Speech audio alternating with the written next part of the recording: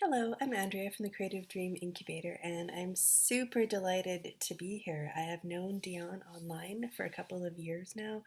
I love her essence, I love her energy, I love her work, I love this class that she's doing, and I'm just really honored and grateful and happy to be a part of it. And I really love what Dionne said to me, and I want to quote it to start this. A lot of us learned during an early age that expressing our essence self was looked down upon, and we as women are in the process of reclaiming our voices and finding out what we are truly gifted to do in the world. But the vastness of the internet, or in the vastness of the internet, some are finding it hard to express what's in their hearts because it seems like everyone else is doing the same. However, even if we use the same tools, the way I express something is going to be different than the way that you express it. And yeah, that's something I come across personally quite often, and I see it happening with other people too. This idea that you start to reclaim your gifts and start to want to do something, and then you see that so many people are already doing it, and you can feel kind of like you've failed before you've begun because someone else is already doing it. So what's the point? And the point is, obviously, of course, that you are unique and that you can do it in a way that no one else can.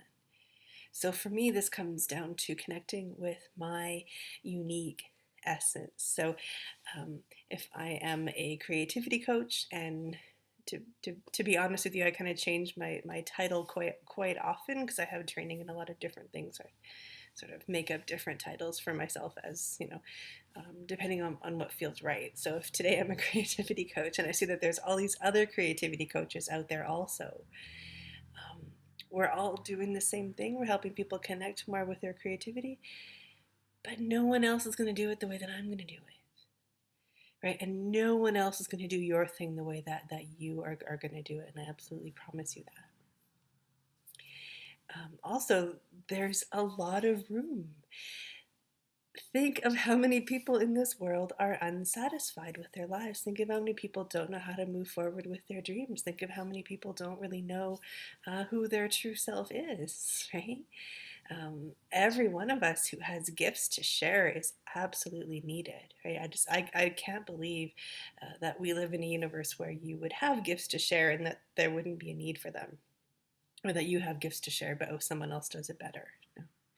You do your gifts better than anyone else, and each one of us has this unique way of offering our gifts that is really helpful. Another thing that helps me in that is to remember that people need a lot of different help and different support. I mean, I have had tons of different coaches and teachers, each one offering a slightly unique thing, maybe even teaching me the same thing, but from their perspective. So it's a little bit of a different perspective from anyone else's perspective. And it helps me learn the thing and also find my perspective.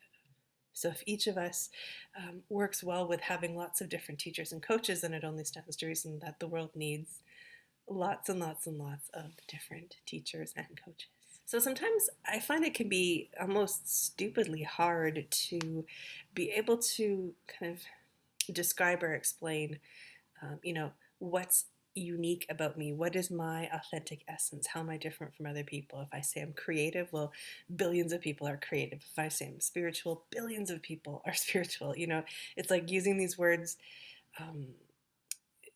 It's hard for me to get a grasp on sort of explaining or understanding or knowing, like, who am I, how am I authentic, how am I different, what is my essence, and what do I have to offer that's different from what anyone else has to offer. I can't use those words because too many other people are those things also. So for me, it comes down to feelings, desires, and dreams.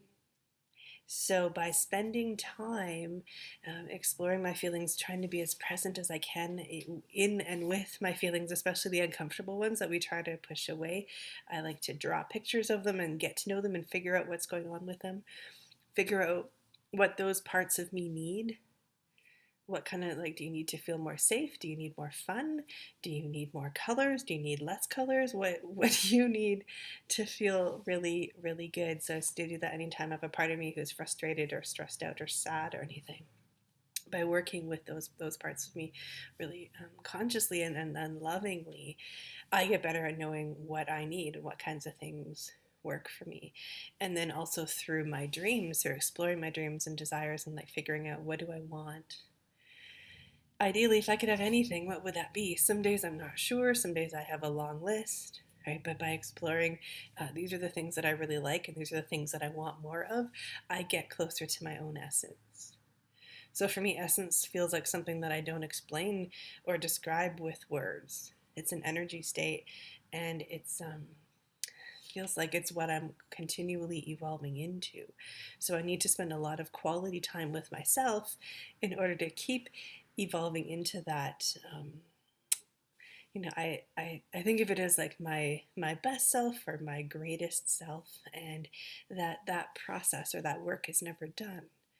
So there's always more facets of me to explore. There's always more of me to express and to bring to life, right? And I can always figure out how to do that by getting clear on what do I need, and what do I want, and like what delights me, what excites me, what am I enthusiastic about. Any of those like kind of big feelings or sparkly feelings, I find tend to lead me closer to essence.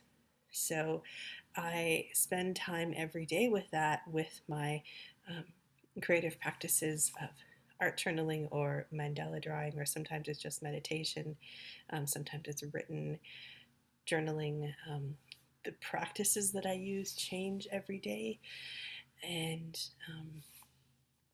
for me, that's like, it feels like a work in progress also. Like I have this ideal picture in my mind of having these really solid practices, and this is what I always do, and having this solid routine. And it doesn't seem to work that way for me. It's always changing. And I mean, we're living things. We're always evolving and growing and changing. And so for me, my practices are always growing and evolving and changing. So it doesn't matter for me so much what the practice is. It matters more that I'm doing that work of connecting to myself, right? Using, for me, working on emotional stuff, working on creative dreams, I'm working on spiritual growth. So these things keep me lit up and happy. And when I'm lit up and happy, I tend to do more things that are fulfilling for me. And then I feel like I'm being my true self and expressing my true self. So it has a lot for me to do with purpose. I don't think that has to be true for everyone. But I think you feel more lit up the more connected that you are to your essence. So for me, that's always a clue. If I'm not sure what direction to go in, what direction feels more lit up, that's the one.